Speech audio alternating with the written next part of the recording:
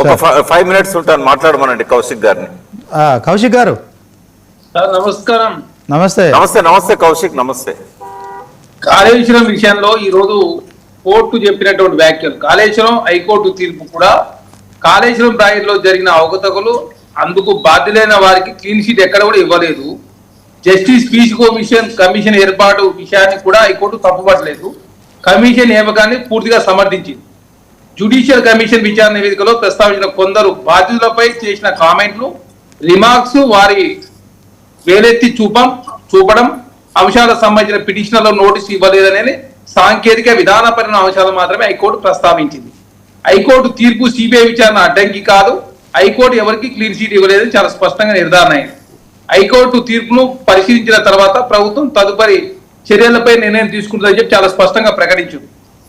అదే కాకుండా అక్కడ తప్పు జరిగింది నిజం, జ్యుడిషియల్ కమిషన్ కొందరు బాధ్యులకు నోటీసు ఇవ్వలేదని టెక్నికల్ అంశాలను మాత్రమే హైకోర్టు ప్రస్తావించింది. కమిషన్ ఏర్పాటు హైకోర్టు ఎక్కడ కూడా తప్పుపట్టలేదు.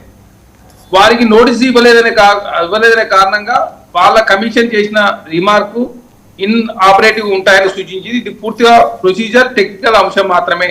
హైకోర్టు ఈ కేసులో బాధ్యులు ఎవరైనా క్లీన్ చిట్ ఇవ్వలేదు. హైకోర్టు తీర్పు తదుపరి విచారణ అడ్డంకి కాదు. కాళేశ్వరం ప్రజల కళ్ళ ముందే కుంగిపోయింది. 2023 అక్టోబర్ 20 మేడిగడ్డ బ్యారేజ్ 7వ బ్లాక్ కుంగిపోయింది. ఆ బ్యారేజ్ దగ్గర వెళితే ఎవరికైనా కుంగిన తీరు కనపడుతుంది.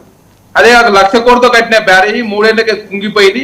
బీఆర్ఎస్ ప్రభుత్వం ఆయనలో కట్టిన ప్రాజెక్టులు వాళ్ళ ఆయనలో కుంగిపోయింది. అందుకు కారణాలు ఏమిటో తేల్చాల్సిన బాధ్యత మా ప్రభుత్వం ఉందని చెప్పి చాలా స్పష్టంగా ప్రభుత్వం ప్రకటించింది. అదే కాకుండా sir, national dam safety authority కూడా రిపోర్ట్ ఇచ్చింది.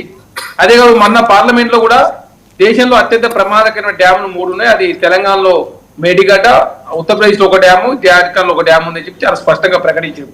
కాబట్టి ఇక్కడ చాలా స్పష్టంగా ఇక్కడ ఎవరికి క్లీన్ సీట్ ఇచ్చినట్టు కాదు, కాకపోతే ప్రొసీజరల్ ల్యాబ్స్ అని చెప్పేసి హైకోర్టు చాలా స్పష్టంగా చెప్పింది. కాబట్టి ఫర్దర్ గా పూర్తి స్థాయి రిపోర్టు అదేవిధంగా ఆర్డర్ కాపీ వచ్చిన తర్వాత ప్రభుత్వం ఏ విధంగా ముందుకు పోతుందని చాలా స్పష్టంగా ప్రకటించారు. కాబట్టి కాంగ్రెస్ పార్టీగా ఇక్కడ ఏదైతే సిబిఐ విచారణకి ఇచ్చిందో, సిబిఐ విచారణ అనేది డ్యామ్ సేఫ్టీ అథారిటీ ఇచ్చిన రిపోర్టు మీద సిబిఐ విచారణకి ఇచ్చారు.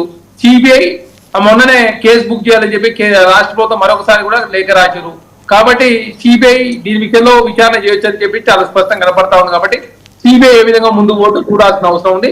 ఖచ్చితంగా రాష్ట్ర ప్రభుత్వం మాత్రం ఆర్డర్ కాపీ అందిన తర్వాత ఫర్దర్ గా సుప్రీంకోర్టు కూడా లేకపోతే ఏ విధంగా ముందుకు పోయే అంశాన్ని చాలా స్పష్టంగా ప్రజల గురించి ముందుకు ప్రయత్నం జరుగుతుంది.